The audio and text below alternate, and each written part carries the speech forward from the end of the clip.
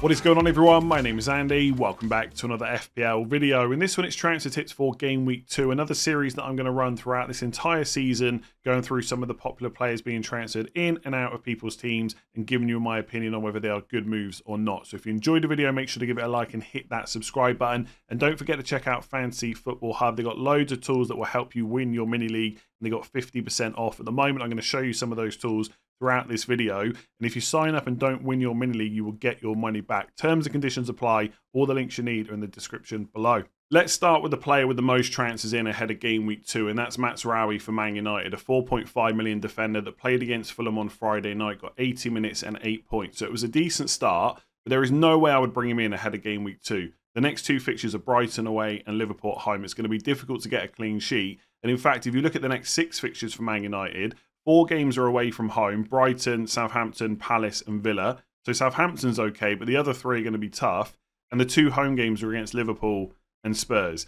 So I personally don't see a huge amount of clean sheets for Man United. So even though Mazraoui's 4.5 and potentially really good value, I'm just not sure I would go there yet. I think Man United defended pretty well against Fulham, but at the same time, if Andreas Pereira had played a better pass, Fulham would have been in one-on-one with Onana. They score that and it's a whole different story. I'm very sceptical about how good Man United will be defensively based on last season. I think Mazraoui and De Ligt coming in means we've got players who are better on the ball. If Martinez can stay fit, that's a big bonus as well in terms of how Man United want to build up. But I'd still be a little bit unsure. And then the fixtures to couple with that just means I would avoid them for now. He's had nearly 250,000 transfers in so far. That probably is Man United factor as much as anything. And look, long term, perhaps at 4.5 is going to be one of the best value options. I just don't see it right now. If anyone's thinking, is he nailed on? I think he probably is right now because Luke Shaw is injured. So he's going to play right back and Dallow's going to play left back. If Luke Shaw can finally get himself fit at some point, there might be a bit of rotation. But I don't think we've got to worry about that for now. So he's going to play. I'm just not sure there's going to be a huge amount of points there. So Salah in Game Week 1 basically did what we've come to expect from him. He returned against a newly promoted side on the opening day of the season. We've seen that so many times before in a Liverpool shirt. 14-pointer, over 100,000 transfers in so far this week. And look, the fixtures are good. Brentford at home, Man United away, Forest at home, Bournemouth at home, next 4. And even after that, it's Wolves away and Palace away. So Liverpool are going to score plenty of goals. Salah's always going to play. We know that. Still got that goal threat. He's a bit of an assist machine as well these days too. So he's a great option. But we haven't really learned anything from that first game. We already knew he was great. So is there really a rush to bring him in and break your structure? The thing for me is, with these transfers in for Salah, most people have not left themselves enough money in the bank to do it in one move. So they're already taking hits. And it's just not worth it. Because if you didn't go for Salah, you've probably got Haaland, in which case it's Ipswich at home in Game Week 2. And that's fine. Just captain him and then reassess ahead of Game Week 3. I do think potentially long term, Salah drafts might be better because of that 2.5 million you save over Haaland. You can spread that around. Obviously, there was lots of conversations before the season started about Salah versus Haaland. I went Haaland. I'm not going to write it off as a massive mistake right now. Absolutely not. Let's see after Game Week 2 when he plays against Ipswich. But long-term, Salah might be the way to go. But I don't think after one game week we can say that with any certainty.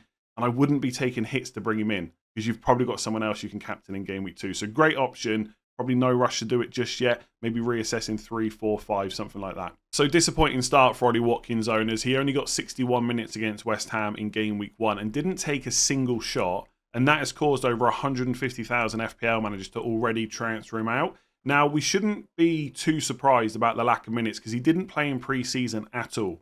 So he's going to have to build up that match fitness because he's a little bit behind. But the thing you get with Watkins is guaranteed starts. Even though Duran came on and scored, I just don't think anyone will predict him to start ahead of Watkins. Maybe later on in the season, if Villa get through Champions League to latter stages, we might see a bit of rotation as they push for Europe. But right now, there's no concerns about that, especially with a week between games. So he just needs to build up that fitness. Arsenal at home in Game Week 2 is not a great fixture. You know, best defence in the league last year. They're already shown against Wolves. They're probably going to be right up there again. But we already knew he had that fixture before you bought him.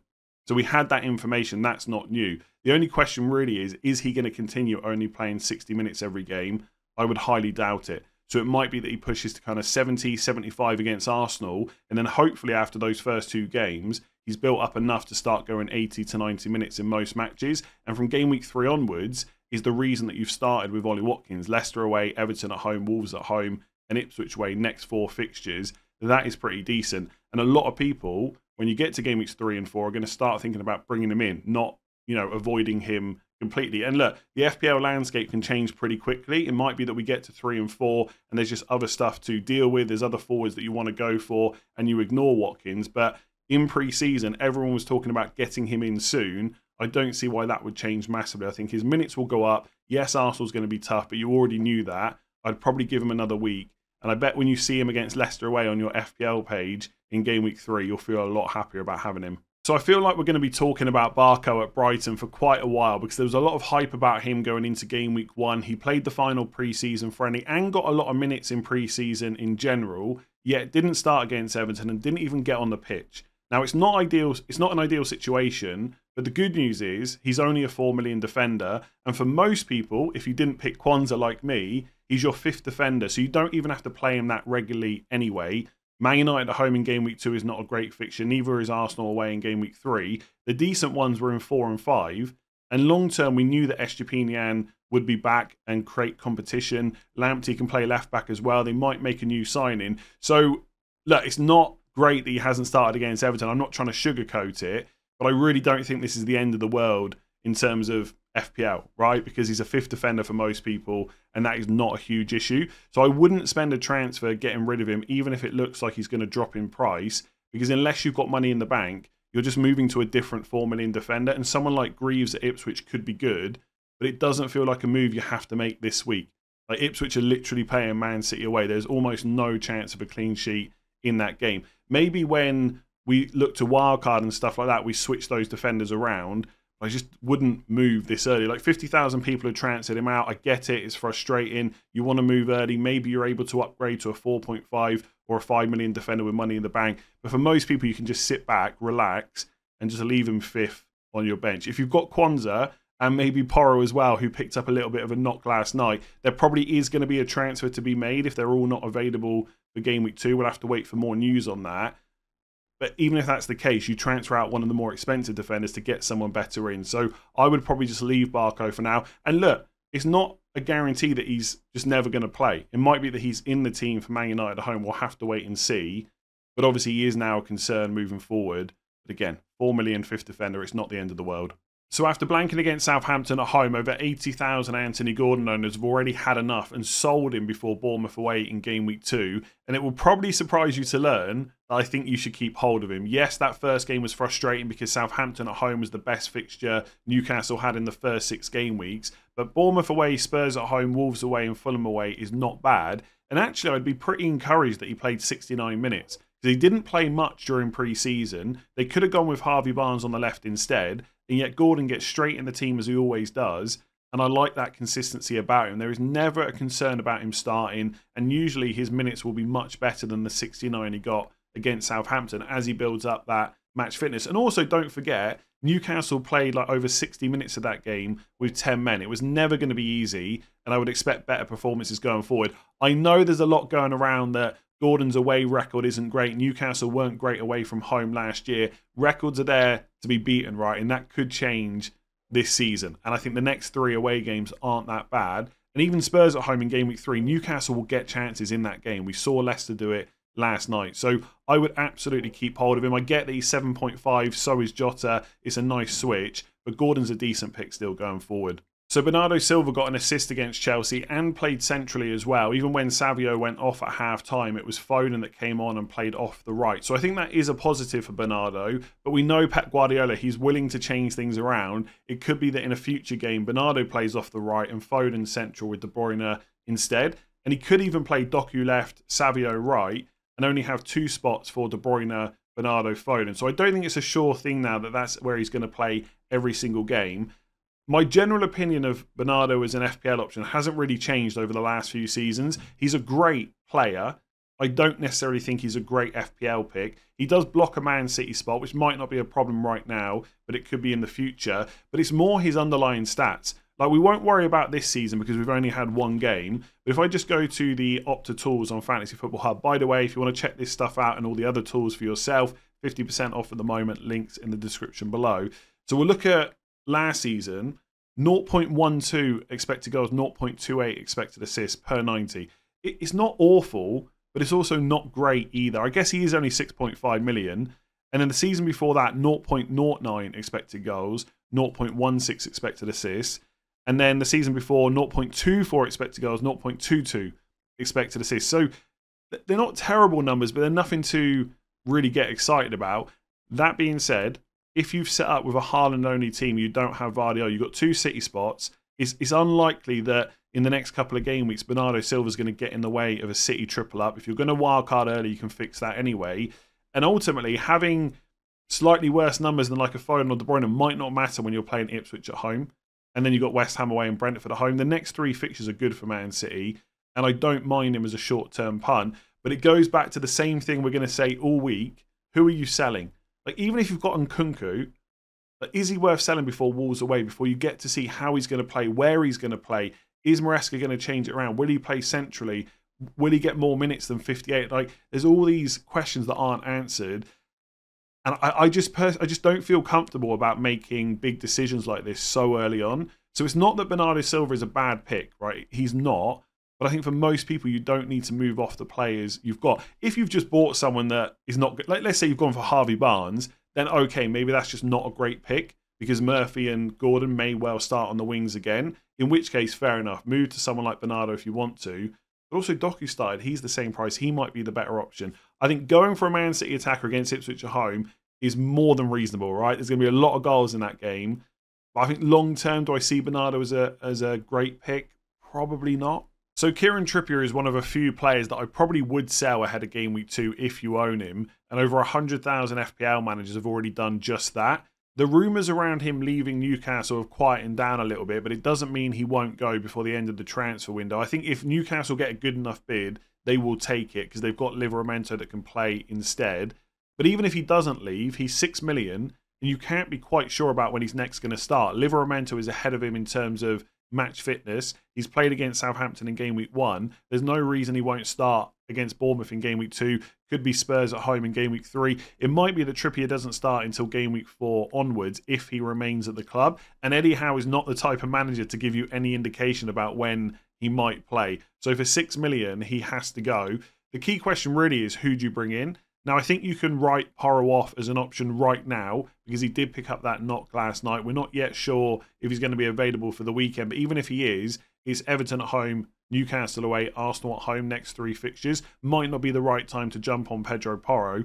If you're looking at 6 million defenders, I think I would probably bring in a Liverpool one or Vardy. I think Arsenal defence will be probably the best again this season. And long term, they get you lots of clean sheets. But if you're bringing in like Gabriel or Saliba right now, Villa away, Brighton at home, Spurs away, Man City away is not ideal. If you've got someone you can rotate with an Arsenal defender, great. I still don't see a huge reason to bring them in before Villa away. So personally, I would probably ignore them for now. Obviously, if you own them, great. You've already got a clean sheet. You're just going to keep hold of them. But we're talking about transfers in here. I think Vardy is worth looking at for 6 because Ipswich at home is such a good fixture. And as I've already said, West Ham away and Brentford at home are pretty good. I think his minutes will be pretty decent long term. I can't guarantee he's going to start every single game, but I think he will start the majority. He wasn't super attacking against Chelsea, but he did get forward at times, and he'll have more license to do that, you would imagine, against Ipswich. So there could be a big score there. I also think maybe going for a 5.5 million Man City defender could be an option to save a bit of money, like Ruben Dias or Akanji. They always seem to get decent minutes when they're fit, but they don't offer a huge amount of attacking threat. So I think I'd rather spend the extra 0.5 and go for a 6. Or if you want certainty of minutes, it's got to be Liverpool. And they have got good fixtures.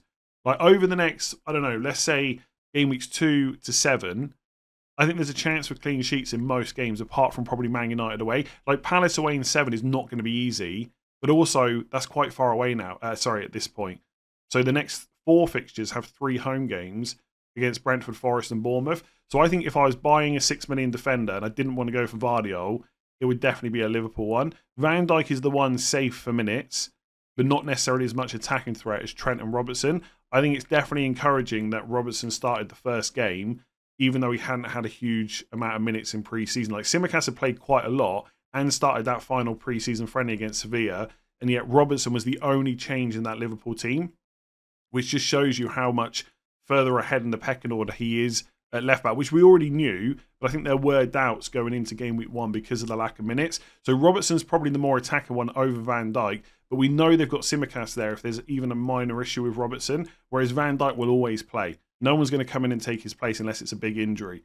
So if you want to take the risk, I think it's Robertson, otherwise Van Dijk. But I think Liverpool defenders with 3 home games in the next 4 is probably where I would go from Trippier. Also, I thought I'd take a quick look at the points predictions on Fantasy Football Hub. So if we go to defenders and 6 million or below for the next 4 game weeks, they have got Robertson as the top defender. Then it's Vardy, then Gabriel, then it's the other Man City defenders, Ruben Dias and Akanji, and then Van Dijk.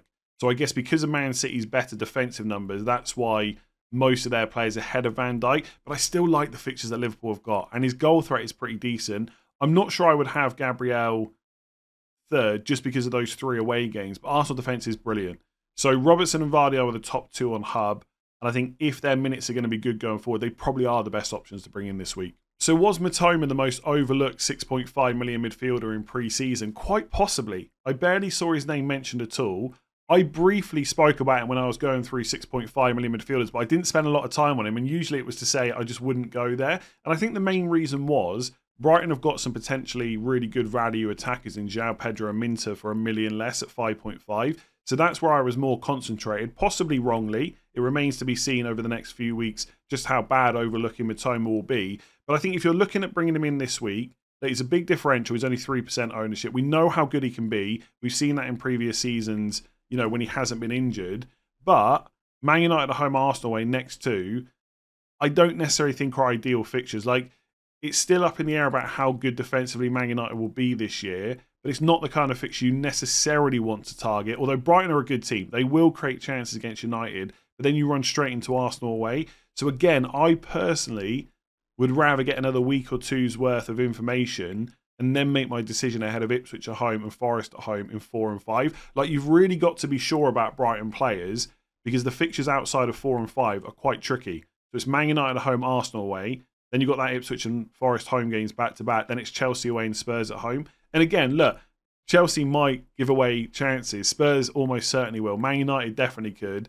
But as a run of 6 game weeks, it's not really what you would handpick. Nowhere close to it. So I think Mitoma's a great player and he could do really well in game week 2. I'd be worried about game week 3.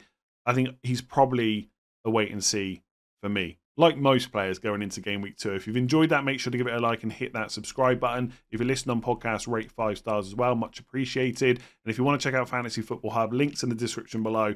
50% off at the moment. I will catch you again tomorrow for the game week preview.